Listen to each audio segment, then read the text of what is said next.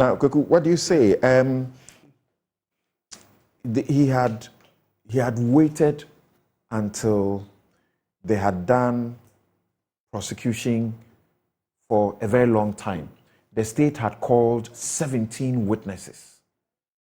And they said, the judge said, why did you have to waste our time this way?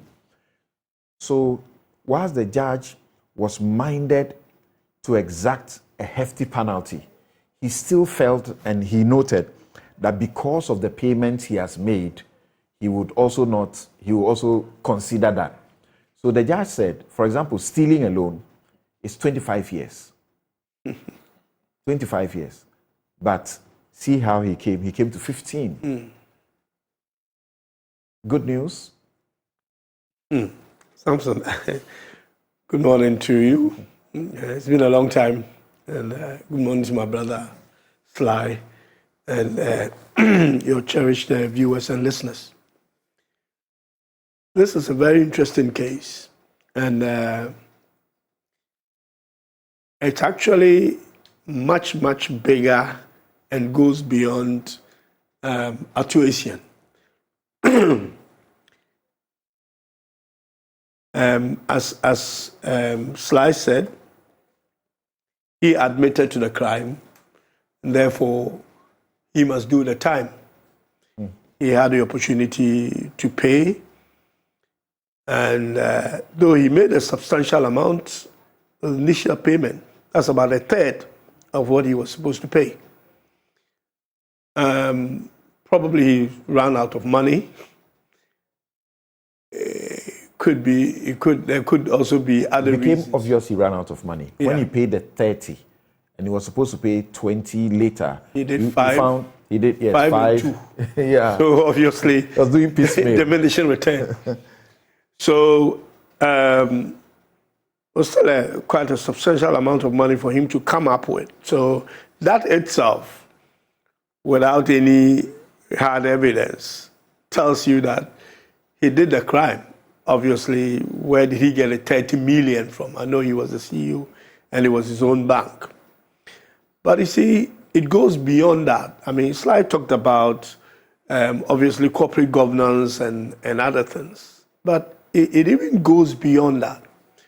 Because, Samson, human nature, if philosophers will tell you, human nature itself is self-centered, self-interested, selfish.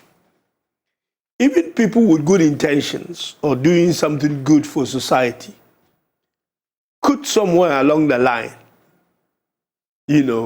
where the self-interest and other things kick in, will try and maximize things for themselves.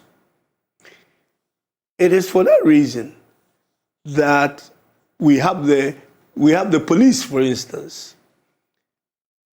Or we have people who are supposed to provide, basically responsible for regulatory responsibilities, supervisory, fiduciary, and all the things that, the central bank, that's the Bank of Ghana, does. It is clear that it's not only the board that failed in its judiciary responsibility in terms of governance. Fiduciary responsibility in terms of governance, but the central bank itself also failed in its supervisory and regulatory responsibilities. And that this bank and many others were able to get away with things because of the weakness of the regulatory system. And it surprises me because when you go through all the banks, there were different issues. Others even presented, if that is true, fictitious document to set up some of these banks. That is a clear failure of the regulator on not being able to find these things out. It is surprising. We are talking about board members not being called to answer questions. It's also surprising that officials of the Bank of Ghana nobody has been called at the Bank of Ghana to answer any questions. I think they gave an indication earlier that the investigation will not end with these private entities, but also people within the Bank of Ghana in the regulatory system? Well, I don't think we have gone far enough, quick enough. And that the longer it takes, I mean, I know you lawyers say, the wheels of justice grind slowly and all that. But it clearly tells you that there is a failure in our system, especially the banking and the financial system, that what we have done and called a financial cleanup or bailout itself was not, I mean, the government did not think through it very well. I know Sly will disagree, and he's already, that they did that to save depositors. They talk about 4 million or so and all that. But if the root cause of the problem has not been resolved, spending 25 billion or 29 billion is not going to solve the problem. It's only 29 billion. 25 that I know, okay. 25 billion. I think Sly mentioned 29. Maybe he knows more, something more. We have heard sometimes you hear 27. I mean, the number keeps changing. So I mean, when you even look through the budget, every year it comes up. But I guess they are still, spending. We understand money. That this 25 billion is part of why our economy, the shocks were not strong enough. Absolutely. And therefore we are suffering all Absolutely. of this. It's very clear that spending and that's where we disagree. That, again, let me use this simile, as the literature people call it, that what this government did was to throw away the baby with the bathwater. What our option before we left office was to throw away the bathwater and save the baby. The claim was that about 8 billion of that amount could be used to survey the situation. Even less. Okay. Because even when the MPP came to power, they increased the minimum capital, they took it from 120 to 400. So even at 400, if you want to save all 9 banks by recapitalizing them with the full minimum capital requirement, you will only need 3.6 billion to do that. That's 9 times 4. So having to use 25 billion to do what I believe, yes, you talk about. But when you talk about 9 banks, you don't forget that there were also 347 Absolutely. When you add it all together, about over 420, but I'm talking about just the banks. And then you probably will require the same amount of money. So maybe, yes, if you say 3.6, maybe 4, so maybe another 4 or 5. So 9 would have done the trick.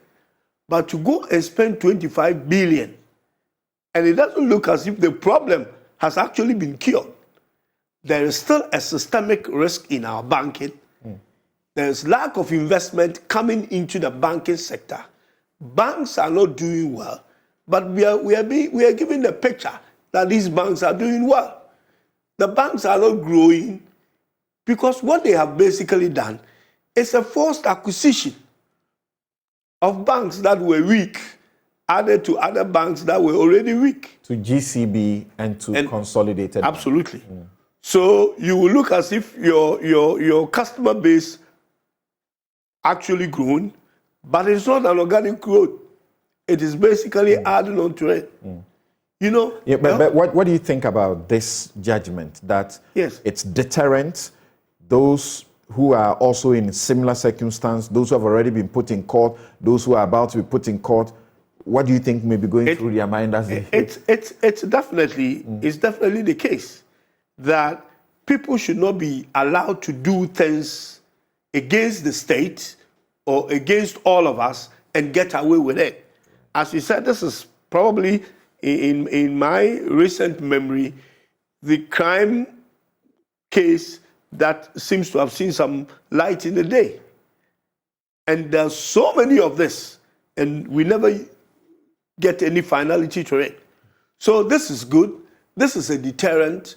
Those who are yet to be, to be looked at I hope that they are able to find the evidence to also prosecute them if they have done something wrong. Okay. But this prosecution and all the things that are going on could have still been achieved without necessarily closing the banks. Thank you That's very what I'm much. saying. The bath water, you can throw it away and save the baby. Right. Let's go to the lawyer, Bobby Benson. The bad water in this case is the likes of Essien.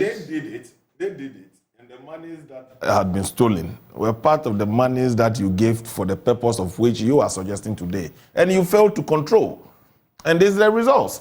So what were you talking about? It was done in 2016. The banks were on their list 2014. You gave them money. You gave them money. But there was a report. A report. You gave them money. Yes. There was a report that was commissioned, that was done. Yes. That showed that the banks were not in good health. No, when we did the asset quality review, that's right, it highlighted the distress or the challenges that the banks had at the time. And some of the remedy was to give them this liquidity support while we tighten the laws in terms of regulatory. When you gave them the liquidity support, how did you supervise that? And also protect customers. All right. It was a process. Bobby Benson. And they had a knee-jerk reaction of basically just closing the bank. Let's get the lawyer to